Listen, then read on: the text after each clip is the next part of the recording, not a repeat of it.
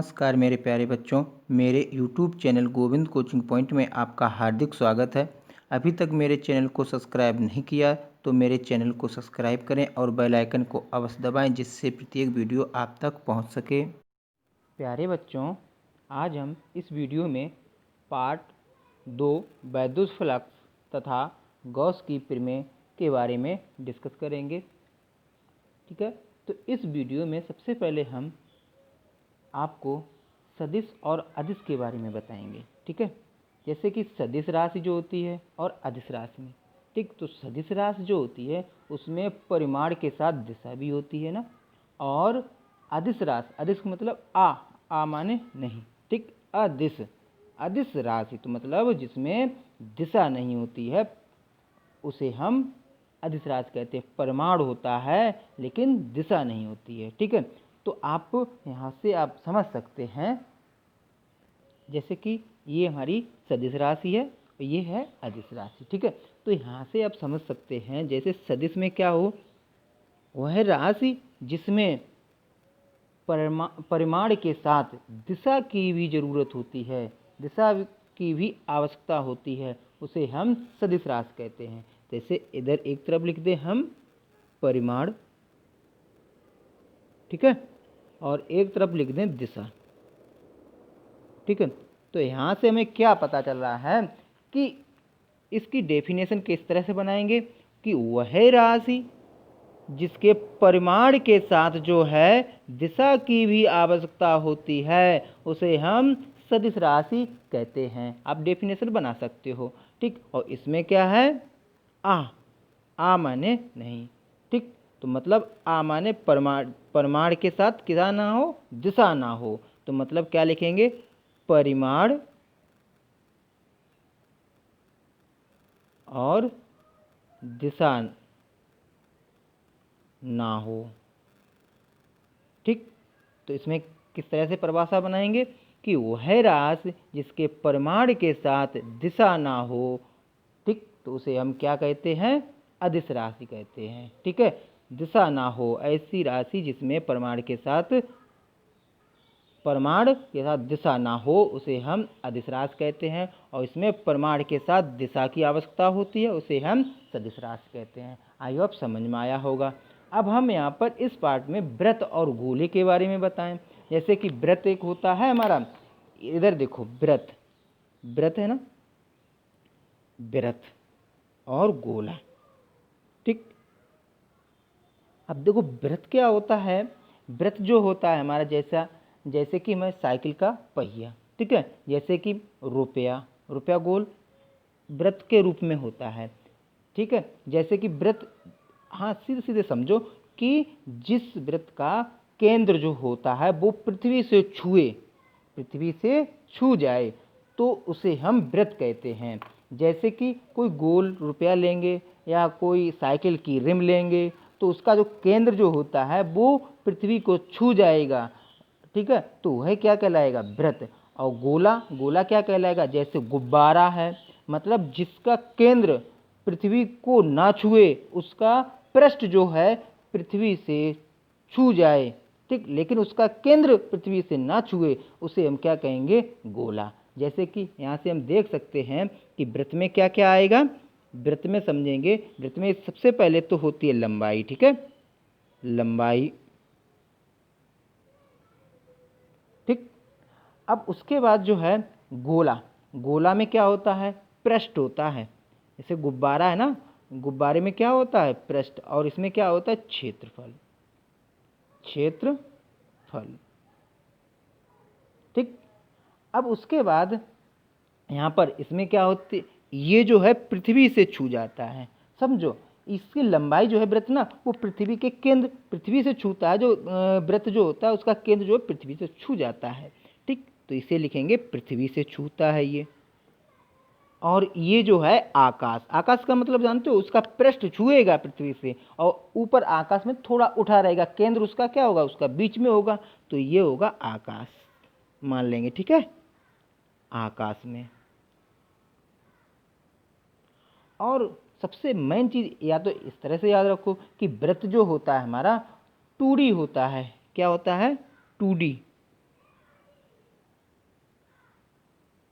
और गोला जो होता है वो 3D होता है। ठीक, तो यहाँ से आपको सदिश और अदिश के बारे में समझ में आया होगा और वृत्त और गोला के बारे में समझ में आया होगा। इससे हमें आगे के जो पार्ट जो हम परिभाषाएं बताएंगे उसमें आपको समस्या नहीं होगी। ठीक है, तो इसके बाद इस पार्ट में सबसे पहली हेडिंग है क्षेत्रफल वेक्टर, और क्षेत्रफल वेक्टर से ही पूरा पार्ट हमारा इस पर स्थित है। ठीक है, तो क्षेत्रफल को अच्छी तरीके से समझिएगा। तो क्षेत्रफल वेक्टर के बारे में हम पढ़ेंगे। क्षेत्रफल वेक्टर, ठीक है, क्षेत्र का मतलब होता है जिसमें लंबाई हो। ठीक है, जैसे कि क्षेत्रफल वेक्टर, तो यहाँ पर क्या है कि जैसे क्षेत्रफल है, ठीक, तो क्षेत्रफल में क्या है कि क्षेत्रफल में क्या होती है, लंबाई होती है और चौड़ाई होती है। ठीक, और लंबाई चौड़ाई से हमारा क्या बनता है, लंबाई और चौड़ाई से बनता है पृष्ठ। ठीक, अब इसी प्रकार से जैसे कि वेक्टर, वेक्टर में क्या होता है, वेक्टर एक क्या है, वेक्टर एक सदिश राशि है, सदिश राशि है। ठीक है, और इसमें क्या होता है, सदिश राशि में क्या होते हैं, परिमाण होता है, परिमाण, और होता है दिशा। ठीक है, अब उसके बाद इस परिमाण में क्या होता है, परिमाण में होता है परिमाण और दिशा। ठीक है, तो परिमाण में क्या होता है, परिमाण में होती है संख्या, ठीक, और मात्रक। जैसे कि 2 मीटर स्क्वायर, 2 मीटर क्यूब, जैसे कि 2 मीटर, तो ये हो गई हमारी संख्या, ये हो गया मात्रक। जैसे कि 4 मीटर स्क्वायर, तो ये हो गया हमारा संख्या, ये हो गई मात्रक। जैसे 6 सेंटीमीटर, तो ये हमारी संख्या, ये हमारा मात्रक। इस प्रकार से। ठीक, तो क्षेत्रफल में क्या होता है, क्षेत्रफल जो होता है क्या होता है कि वो एक समतल, जैसे कोई समतल के क्षेत्र के परिमाण के साथ, समतल के क्षेत्रफल के परिमाण के साथ दिशा भी होती है। उसमें क्या होती है, दिशा। जैसे कि हम कोई समतल लेंगे, उसमें क्या होगी, क्षेत्र के साथ उसमें दिशा भी होगी। जैसे कि हमने एक ये लिया, ठीक है, क्षेत्र। ठीक, तो ये हमने जब क्षेत्र लिया तो इसके साथ इसमें क्या होगी, एक दिशा भी होगी। ठीक, और वो दिशा कैसी होगी, बाहर की ओर होगी। ठीक है, तो इस तरह से लंबवत बाहर की ओर होगी। ठीक, ये हमने पॉइंट से क्या ली, दिशा वो कैसी होगी, लंबवत बाहर की ओर होगी। और कैसी होगी, एकांक। इस क्षेत्रफल को हमने माना ए। ठीक है, ए क्षेत्रफल, तो यहाँ पर ये एकांक जो होगी वो बाहर की ओर एन कैफ होगी, और ये क्षेत्रफल वेक्टर बन जाएगा, ए वेक्टर बराबर हो जाएगा। ठीक है, ए वेक्टर बराबर एन कैफ ए हो जाएगा। ठीक, तो यहाँ से हम इसे किस प्रकार से लिख सकते हैं कि हम लिख सकते हैं किसी समतल के क्षेत्रफल के परिमाण के साथ, परिमाण के साथ क्या होती, दिशा भी होती है। ठीक है, तो यहाँ से लिखेंगे हम कि क्षेत्रफल वेक्टर है ना, क्षेत्रफल के वेक्टर में लिखेंगे कि क्षेत्रफल वेक्टर। ठीक, तो यहाँ से क्षेत्रफल वेक्टर क्या हो जाएगा हमारा, समझने की। ठीक है, तो यहाँ से देखो क्या है, किसी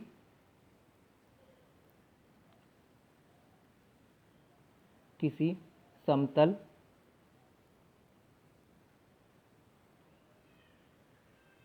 के क्षेत्रफल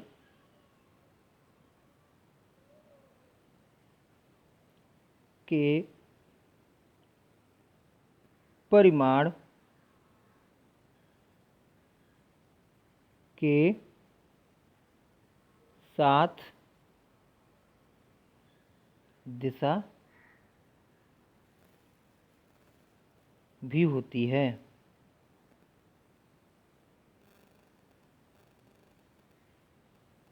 तो क्षेत्रफल में क्या होता है, क्षेत्रफल वेक्टर में किसी समतल, ये समतल लिया ना, समतल कोई लेंगे, जैसे जरूरी नहीं है यही लें हम, कोई आयतकार, ठीक, और बेलनाकार भी ले सकते हैं, तो उसमें भी हम इसी प्रकार से, तो वहाँ पर क्या है, किसी समतल के क्षेत्र के परिमाण के साथ दिशा भी होती है, परिमाण के साथ क्या होती है, दिशा भी होती है। तो इसे हम इस प्रकार से भी लिख सकते हैं कि क्षेत्रफल की दिशा क्षेत्रफल पर खींचे गए अब लंबवत बाहर की ओर होती है, ठीक है। तो क्षेत्रफल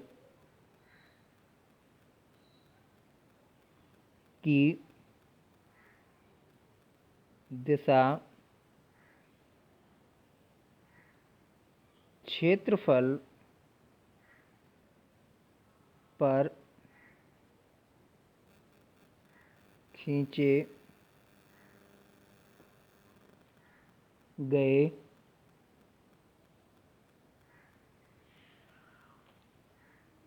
अभिलंबवत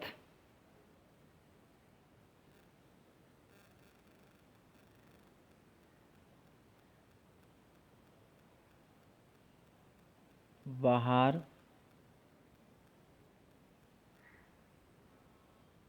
होती है।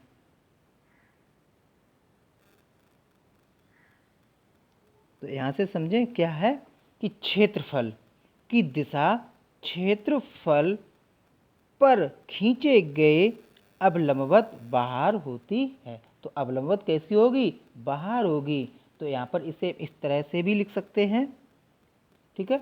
यदि किसी क्षेत्रफल, यहाँ पर क्या है, क्षेत्रफल कितना है, a, ठीक है। तो यहाँ लिखेंगे यदि किसी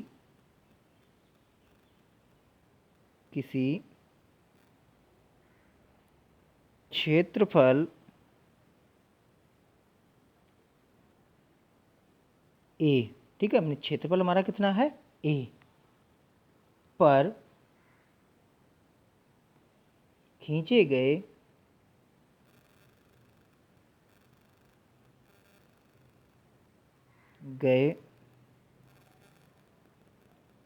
अभिलंबवत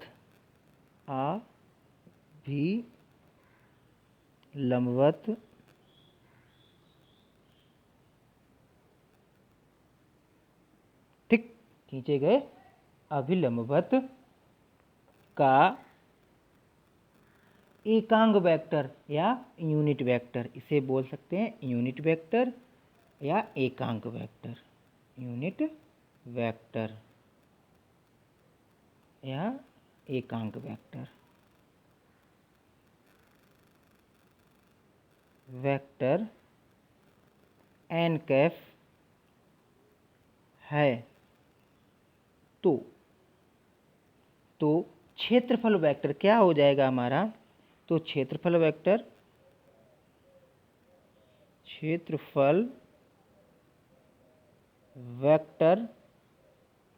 बराबर हो जाएगा हमारा, क्षेत्रफल वेक्टर को हम किससे प्रदर्शित करेंगे, ए वेक्टर है ना, तो यहाँ लिख देंगे ए वेक्टर इक्वल एन कैफ ए। तो ये हमारा बना जाके, ठीक है। इस तरह से इसे हम आयत में बंद करेंगे। तो यहाँ से आप समझेंगे, ठीक, किसी समतल के क्षेत्रफल के परिमाण के साथ दिशा भी होती है, परिमाण के साथ क्या होती है, दिशा भी होती है। और उसके बाद इसे ऐसे भी लिखेंगे कि क्षेत्रफल की दिशा क्षेत्रफल पर खींचे गए अवलंबवत बाहर होती है, खींचे गए अवलंबवत कैसी होती है, बाहर होती है। उसके बाद यदि किसी क्षेत्रफल ए, मतलब क्षेत्रफल ए पर खींचे गए अभिलंबवत, क्षेत्रफल ए पर खींचे गए अभिलंबवत का यूनिट वेक्टर या एकांक वेक्टर वो क्या होता है, एन कैफ है। तो क्षेत्रफल वेक्टर हमारा ए वेक्टर बराबर एन कैफ ए हो जाएगा।